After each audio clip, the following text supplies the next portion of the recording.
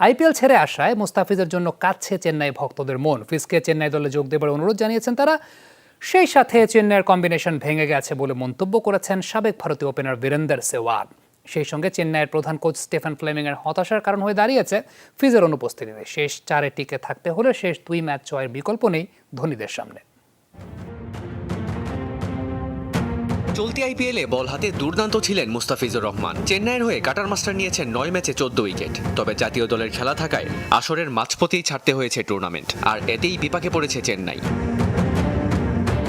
ফিজের জন্য মন কাঁদছে চেন্নাই সুপার কিংসের ভক্তদের। জিম্বাবুয়ের বিপক্ষে প্রত্যাবর্তনের ম্যাচেই ম্যাচ সেরার পুরস্কার পেয়েছেন ফিজ। ম্যাচ সেরার পুরস্কার হাতে পোস্ট করা হয় একটি ছবিও। সেখানেই দলে দলে যোগ দেন চেন্নাই ভক্তরা। সবার একটাই আবদার, চেন্নাই যেন ফিরে যান মুস্তাফিজ। বর্তমান চ্যাম্পিয়নদের প্লে অফে তুলতে ফিজকে বড্ড প্রয়োজন বলে মনে করছেন চেন্নাই ভক্তরা। এদিকে চোটে জর্জরিত চেন্নাই শিবির। পাথিরানা, চাহার ও দেশপান্ডের চোটের পাশাপাশি দলে নেই ফিজও।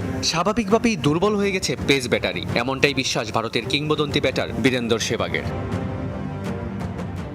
মোস্তাফিজুর রহমান যখন আমেরিকার ভিসার জন্য দেশে ফিরে গিয়েছিল তখনও 2 ম্যাচ হেরেছিল চেন্নাই। তাদের বোলিংটা দুর্বল হয়ে যায় যখন পাথিরানা আর সে না খেলে। পাথিরানা ও মুস্তাফিজ যখন একসঙ্গে খেলেছে চেন্নাই জিতেছে। মুস্তাফিজ বাংলাদেশে চলে গেছে এখন। পাথিরানা ফিট কিনা এটাও একটা প্রশ্ন। আমার মনে হয় চেন্নাইয়ের কম্বিনেশন নড়বড় হয়ে গেছে। শেষ ম্যাচের পর ফিজকে হারিয়ে ফেলা আইপিএলের অন্যতম সফল দলটির জন্য হতাশার বলে জানিয়েছেন প্রধান কোচ স্টিফেন ফ্লেমিং। আমরা বুঝতে পারছি আন্তর্জাতিক দায়িত্বটা সবার আগে। সে আমাদের দলের জন্য দারুণ একটি সংযুক্তি ছিল। তবে যখন দেশের কথা আসবে তখন অন্য সবকিছুই ভুলে যেতে হবে, এটাই স্বাভাবিক। 12 ম্যাচে 12 পয়েন্ট নিয়ে 4-এ সিএসকে। নেট রান রেটেও পিছিয়ে আছে ধোনির দল। রবিবার চেন্নাই সুপার কিংসের প্রতিপক্ষ রাজস্থান রয়্যালস। 18ই মে শেষ ম্যাচে লড়বে বেঙ্গালুরুর বিপক্ষে। প্লে অফে যেতে হলে এই 2 ম্যাচে জয়ের বিকল্প নেই ধোনিদের। মেহেদী রিয়ান, যমুনা স্পোর্টস। মুস্তাফিজের ব্যাপারে জিজ্ঞেস করা হয়, আবারও আইপিএল খেলা নিয়ে প্রশ্ন করা হয়।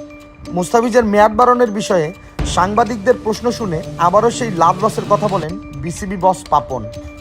অন্যদিকে চেন্নাই সুপার কিংসের পক্ষ থেকে মহেন্দ্র সিং ধোনিরাও চায়নি মুস্তাফিজুর রহমান আইপিএলে পুরো সিজন না খেলে দেশে ফিরে আসুক। সে বিষয়ে কোনো নোটিশ বাংলাদেশ ক্রিকেট বোর্ডকে দেয়নি চেন্নাই। তবে বিসিবির এক সূত্র থেকে জানা গেছে আগামী 10 মে পর্যন্ত অপেক্ষা করতে হবে মুস্তাফিজুর আবারও আইপিএল মিশন নিয়ে। কেননা 10 মের পর জিম্বাবুয়ের সঙ্গে টি-20 সিরিজ শেষ হবে। তবে এর পরেই অবশ্য উড়াল দিতে হবে আমেরিকাতে। সেখানে স্বাগতিক দেশ আমেরিকার সঙ্গে প্রস্তুতি ম্যাচ খেলবে বাংলাদেশ। তবে এখন সময় বলে দিবে মুস্তাফিজ আইপিএলে ফিরবেন কিনা।